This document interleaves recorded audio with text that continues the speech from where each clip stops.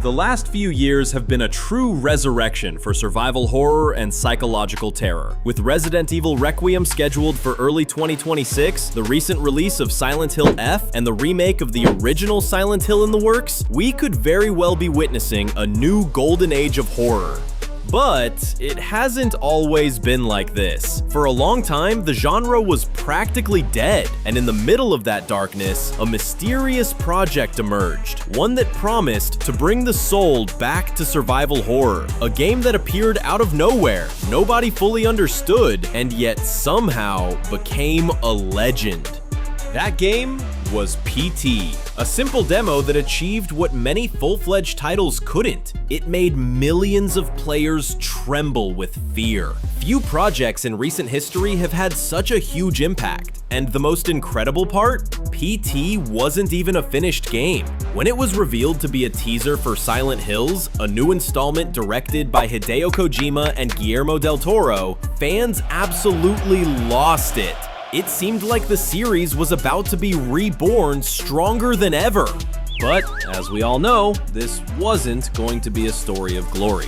Konami managed to create one of the most terrifying and memorable experiences of the last decade and destroy it before we ever got to see its final version.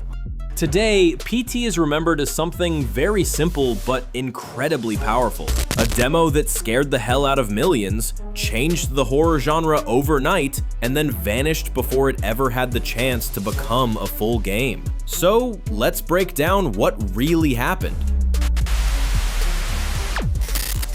To understand why P.T. hit so hard, we need to look back at the state of the franchise. The first 4 games, or 3 depending on who you ask, are considered some of the greatest examples of psychological horror and classic survival horror. Silent Hill 2 in particular is seen by many as one of the best games ever made. But after the breakup of Team Silent, the original developers, the franchise fell into a spiral of mediocrity it never really recovered from. The series lost its identity, and while Konami knew the Silent Hill name still carried a lot of weight, they didn't seem to know what to do with it. For years, different external studios tried to bring the series back, but none of them succeeded, until, finally, Konami decided to go big. This time, they wouldn't hand the project to inexperienced teams. They would call in one of their biggest talents, one of the most influential figures in the entire company, Hideo Kojima. Thanks to the massive success of Metal Gear Solid, Kojima had become one of the most recognizable personalities in the industry, and now Konami wanted him to be the one to bring Silent Hill back. So, giving him the responsibility of reviving such a huge name wasn't a crazy idea at all. Kojima had the experience, the dedication, and the resources to actually make it happen. But there were 2 major problems. First, at that time, he and his team were already fully immersed in the development of Metal Gear Solid 5. Trying to handle 2 massive projects at the same time was practically insane. And second, maybe the most ironic part, Hideo Kojima actually considered himself a very easily frightened person. He even doubted he was the right fit to make a horror game. But that's actually why he took the job. He said it himself, only scared people can create a certain kind of horror. And honestly, I think he's right. No one understands fear better than someone who's felt it firsthand. And that's how the new Silent Hill project began. Although, of course, we wouldn't know any of this until much later. Kojima kept working on Metal Gear Solid 5 for several years, and to the public, that was his one and only big project. But in August 2014, something unexpected happened. During that year's Gamescom, PlayStation showcased a pretty curious title, P.T., a game that supposedly had been developed by a studio nobody had ever heard of, and even stranger, it was released for free that very same day. The announcement caught people off guard, but it kind of flew under the radar among all the other presentations happening at the event. That is, until players started downloading it, and the entire world began talking about it. Those who managed to try it right away found something surprising, an experience of mystery and terror unlike anything seen in years. The game, while technically simple, hid a secret so complex that the entire internet had to come together to try to solve it. From cryptic codes and radio broadcasts to phone calls, whispers in the air, and layers of symbolism, PT grabbed the attention of thousands of players. And its horror delivered just as strongly. Shadows moving on their own, a crying baby in a sink, figures standing right behind you. Every bit of psychological terror was exactly what fans had been starving for after so many years. In early 2015, rumors started circulating about a possible split between Hideo Kojima and Konami. Apparently, the company had quietly removed Kojima's name from several titles: Metal Gear Solid 5, Metal Gear Solid Ground Zeroes, Metal Gear Solid The Legacy Collection, and yes, even from Silent Hill. Konami refused to comment on the situation. Instead, they announced that the company was about to enter a full restructuring, one that would start immediately. For years, Kojima had held the position of vice president in Konami's digital entertainment division, so his influence inside the company was significant, but things were about to change.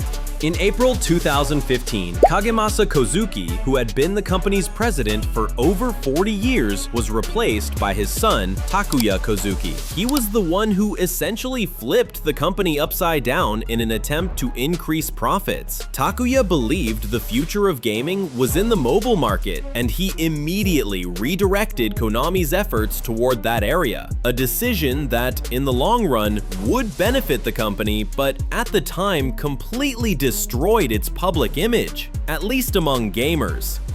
By then, Metal Gear Solid 5 had already suffered numerous delays, apparently due to Kojima's perfectionism. The project had gone far beyond the original timeline, and keeping it running required more and more money every day. Investors were losing patience, and while the previous leadership had a good relationship with Kojima, the new one wasn't willing to put up with any of his tricks.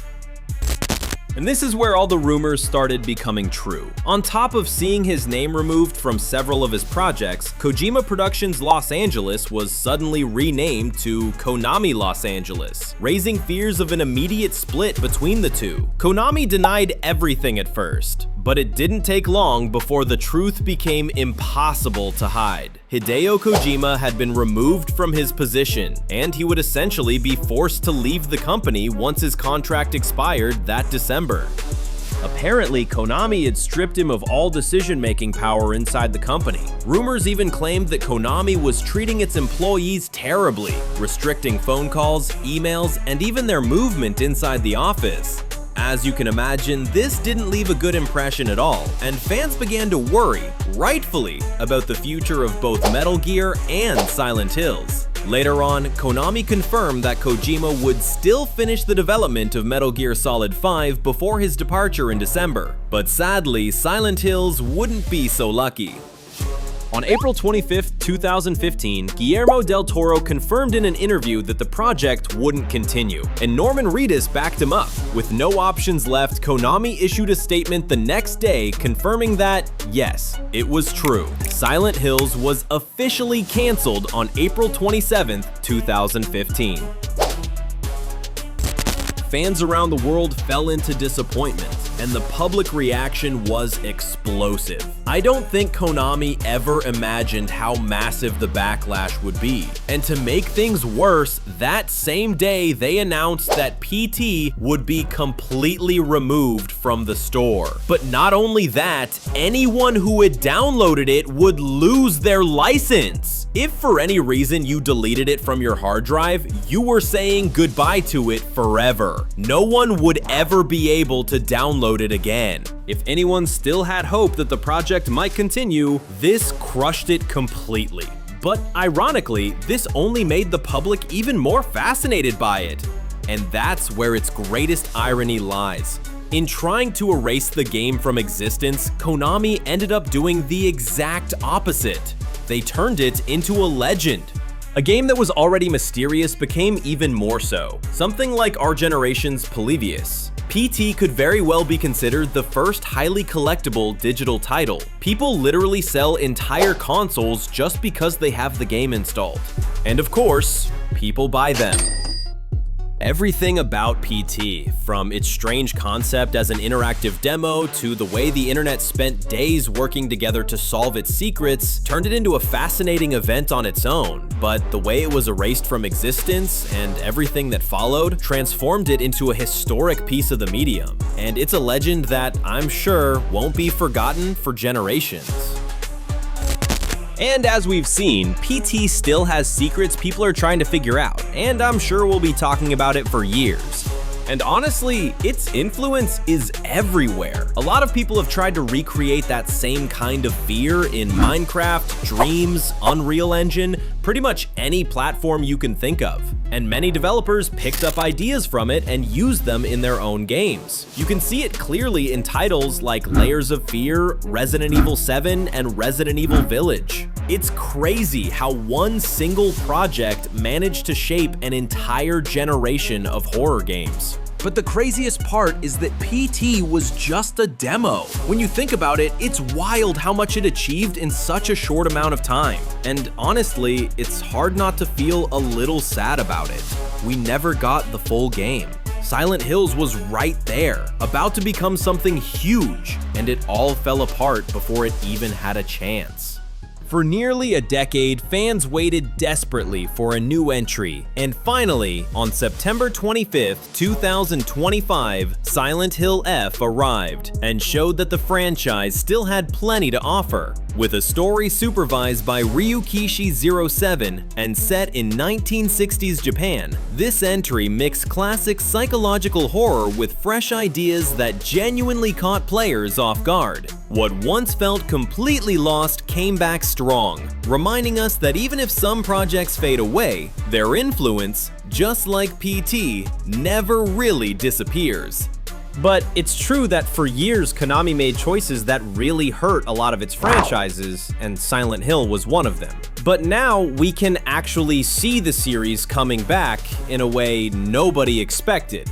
With Silent Hill F, the franchise proves it still has a lot to give, mixing its classic psychological horror with fresh ideas and a new direction led by Ryukishi07. Its return shows that even after years of uncertainty and frustration, the passion from developers and fans can keep a legendary saga alive.